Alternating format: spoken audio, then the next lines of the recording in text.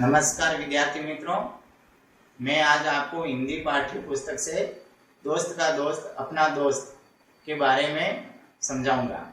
आपने दोस्त का दोस्त अपना दोस्त में लेखक की निकोलस कुत्ते के साथ दोस्ती बढ़ी, वहाँ तक आपने पढ़ा था।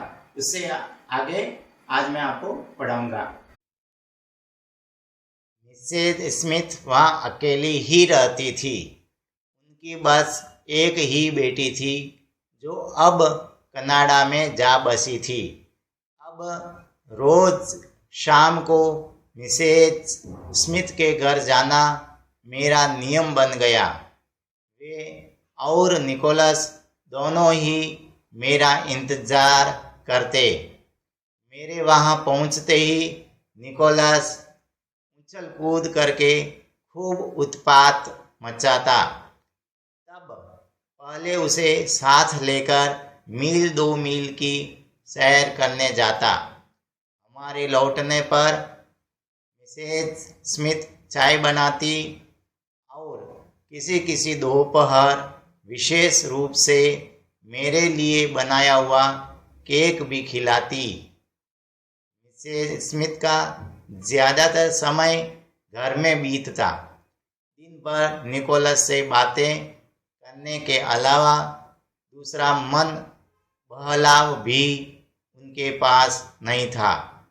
शायद इसीलिए निकोलस भी उदास रहता और खाने पीने में उसका मन नहीं लगता।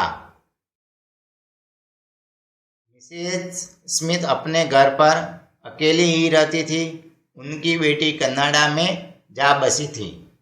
अब लेखक मिसेज स्मिथ के घर रोजाना जाने लगा। मिसेज स्मिथ और निकोलस उसकी प्रतीक्षा भी करते। वह निकोलस को बाहर घूमने ले जाता। मिसेज स्मिथ अपने घर पर ही रहती। उनके घर में निकोलस के अलावा कोई नहीं था, इसलिए कई बार निकोलस उदास भी रहता। इन दोनों से मिलने के बाद मैं भी अधिक खुश रहने लगा। मेरे लिए ब्रेड मिसेज स्मिथ ही खरीद कर रखती। अब मुझे वोकुना स्ट्रीट के कुत्ते का सामना नहीं करना पड़ता। यहाँ तक कि मैं उसे भूलने लगा था। उसका भौंकना सुने भी काफ़ी दिन हो गए थे। निकोलस के साथ घूमने जाते समय 1-2 बार मैंने उसे जाली के पीछे से हमें देखते हुए देखा। अब मुझे उसकी परवाह नहीं थी। हाँ, निकोलस ज़रूर कभी कभी झरनी तक दौड़ जाता।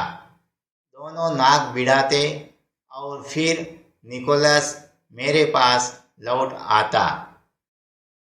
लेखक कह रहा है कि मिसेज स्मिथ और निकोलस से मिलने के बाद मैं भी खुश रहने लगा। यहाँ तक कि मेरे लिए ब्रेड भी मिसेज स्मिथ ही लाती और उस शैतान कुत्ते का भौंकना भी काफ़ी दिनों से नहीं सुना था।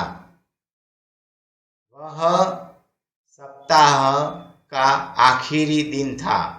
खराब मौसम की वजह से मिसेज स्मिथ बाहर नहीं निकल पाई थी और कल बाजार बंद था।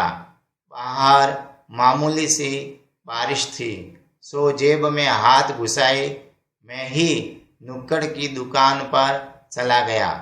वापसी में भारी पैकेट उठाई मैं अपने विचारों में खोया चला आ रहा था कि अचानक मैंने देखा सामने वोकुना स्ट्रीट का शैतान फुटपाथ पर खड़ा मुझे देख रहा है।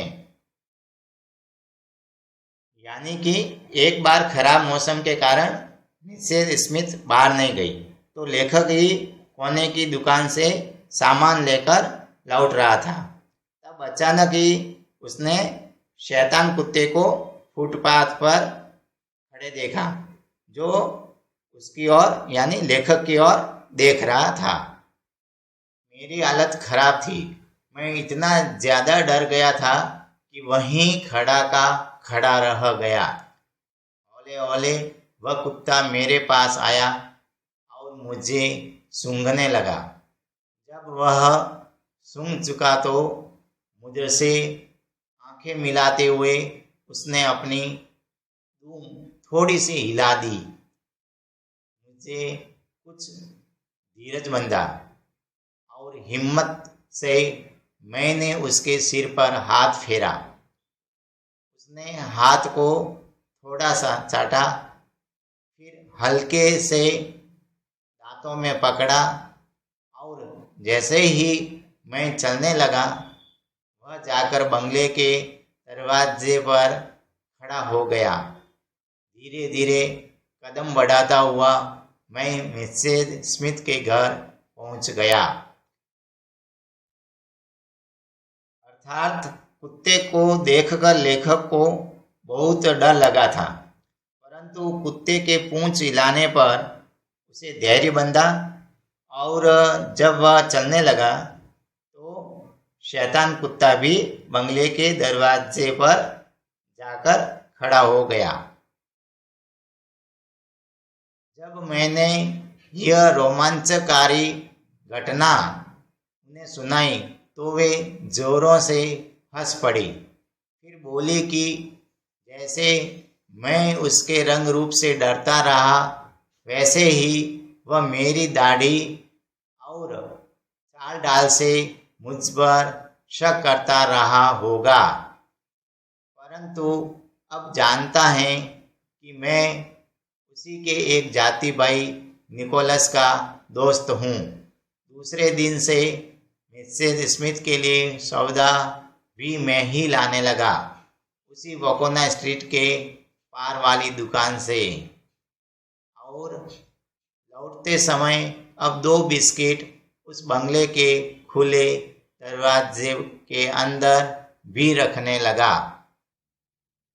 यानी कि इस घटना को लेखक ने मिसेज स्मिथ को बताया या सुनाया और कहा कि जिस तरह तुम उसके रंग रूप से डरते हो, उसी प्रकार तुम्हारे रहन सहन से वह कुत्ता भी डरता है। परंतु अब शैतान कुत्ता यह जानने लगा कि यह मेरे जाति भाई निकोलस का दोस्त है। अगले दिन से लेखक सामान लाते समय 2 बिस्किट शैतान कुत्ते के लिए भी रखने लगा।